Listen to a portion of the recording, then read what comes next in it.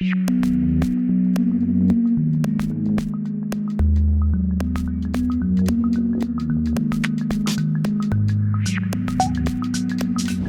s'agit d'une verrière métallique architecturale à facettes bombées. Elle est sur un carré de 23 mètres par 23 mètres avec un dôme qui est sur une hauteur de 3,50 m. Quelques chiffres clés, nous sommes sur une structure qui pèse 50 tonnes, qui est composée uniquement de tôles. Nous n'avons aucun profil du commerce dans cette structure-là. Toutes ces tôles sont usinées, découpées, usinées, assemblées, soudées. En clair, c'est une charpente qui est totalement façonnée pour arriver à ce résultat-là. En termes d'études pures, ça a commencé bien évidemment par les calculs. Une structure comme ça ne peut se calculer qu'en modèle global 3D, avec intégration du périmètre d'appui qui est un bâtiment existant parisien, bâtiment qui est à base de pierre, de moellons. Donc il a fallu qu'on intègre les raideurs de ces appuis qui ne sont pas infinis. Donc un modèle de calcul 3D pour bien affiner les déformations dont je parlais, qui doivent être très fines. Et puis ensuite, en termes de dessin, ça a été de la même manière modélisé en 3D, suivant la forme géométrique souhaitée par l'architecte, le bon bombé, la bonne flèche souhaitée, de manière à avoir une perspective. On pouvait voir en faisant tourner la maquette 3D à l'écran, on pouvait bien voir les volumes, puis les présenter aussi à l'architecte parce que l'architecte il avait sa vision du projet. Il fallait qu'on lui fasse voir qu'en exécution ça correspondait vraiment à ce qu'il souhaitait. Donc il y a eu ce qui explique ce gros volume d'heures de 3000 heures en calcul, étude, modélisation globale de la structure.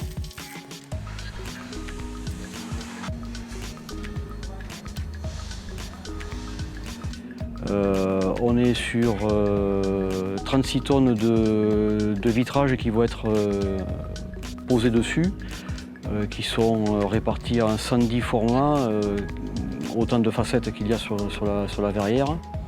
La charpente, elle est, comme on peut le voir, elle est sur une ceinture périphérique porteuse, à l'intérieur de laquelle il y aura toute la grille qui porte les vitrages.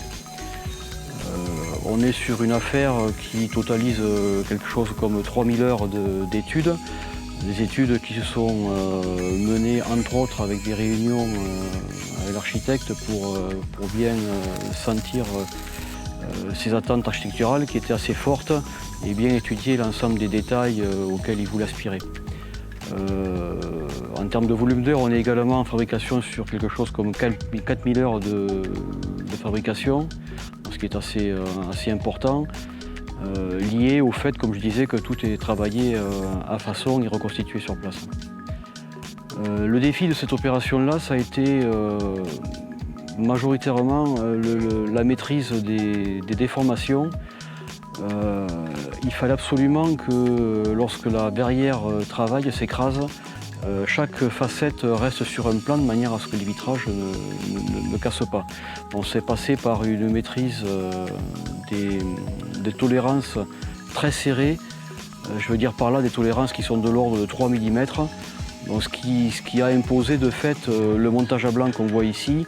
Toute la structure a été intégralement assemblée à l'atelier, telle qu'elle le sera après sur le chantier, avec contrôle permanent de tous les nœuds à la station laser, de manière à s'assurer que tout rentrait dans les tolérances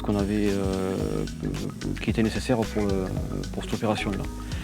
On a ici découpé la structure en 51 modules qui seront désaccouplés, démontés, qui seront renvoyés ensuite à la peinture et qui ensuite seront relivrés sur site en région parisienne, plein centre de Paris, Paris 9e, par des transports exceptionnels, de manière à être remontée intégralement telle qu'elle est assemblée ici à l'atelier, dans la même configuration, sur place là-bas, dans un patio de bâtiment existant. Et au final, elle sera toute assemblée par soudure. C'est une charpente sur laquelle il y a très peu de boulons, quasiment pas, elle est toute entièrement soudée. On aura de fait, de par le volume de soudure qu'il y aura, elle sera également entièrement repeinte sur le chantier. Au niveau du démarrage de cette opération, quand on a appris qu'on l'avait rentré, bon, d'abord c'était une satisfaction parce que c'est pas tous les jours qu'on fait un ouvrage comme celui-ci. Dans cette forme-là, quelque part c'est un petit peu une forme de chapeau de Napoléon avec des courbures inversées, c'était un vrai challenge. Ça nous a amené à mettre en place assez rapidement, à instruire un dossier spécifique auprès du bureau de contrôle qu'on appelle communément dans notre jargon un avis de chantier, où on détaille un petit peu tous les processus, tous les détails, de manière à les faire valider, parce qu'on était dans un principe de structure à multifacettes et multipentes qui sort du cadre habituel des normatifs qu'on est habitué à avoir sur les verrières traditionnelles. Donc c'était vraiment un beau challenge. Il a fallu vraiment travailler d'arrache-pied pour tout constituer, parce qu'une fois de plus on sortait du traditionnel.